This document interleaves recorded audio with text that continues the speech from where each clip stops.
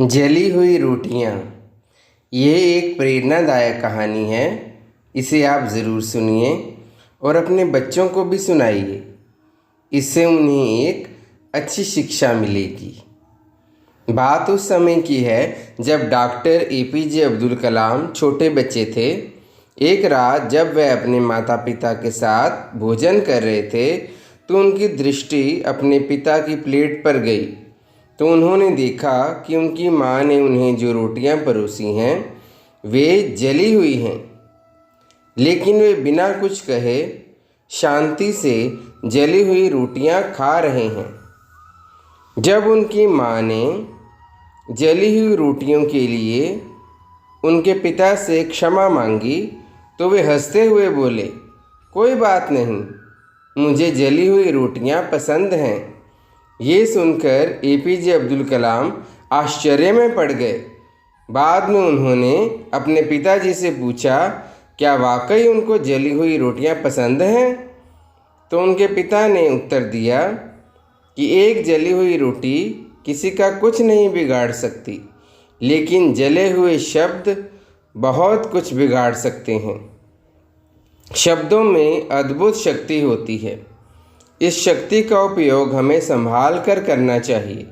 हमारे द्वारा कहे गए शब्द किसी को आहत कर सकते हैं, किसी का दिल दुखा सकते हैं और संबंधों में दरार डाल सकते हैं। इसलिए जहाँ तक संभव हो छोटी छोटी गलतियों को नज़रअंदाज कर देना चाहिए और जहाँ तक आवश्यक हो वहाँ अपनी बात को प्रेम पूर्वक रीति से ही समझाना चाहिए।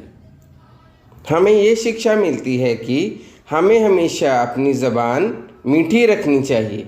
कभी किसी को कड़वे शब्द नहीं बोलने चाहिए, क्योंकि कड़वे शब्द एक बाण की तरह होते हैं जो हृदय को घात कर देते हैं और दूसरे इंसान का मन और आत्मा दोनों को दुखी करते हैं।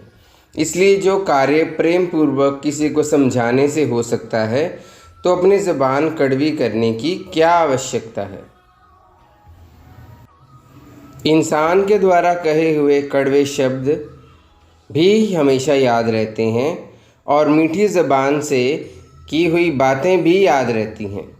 कड़वी ज़बान के शब्द बार बार याद आते हैं तो दिल बार बार दुखी होता है, आत्मा बार बार रोती है। अगर किसी के मीठे शब्द याद आएं तो दिल भी प्रसन्न रहता है और आत्मा को शांति मिलती है।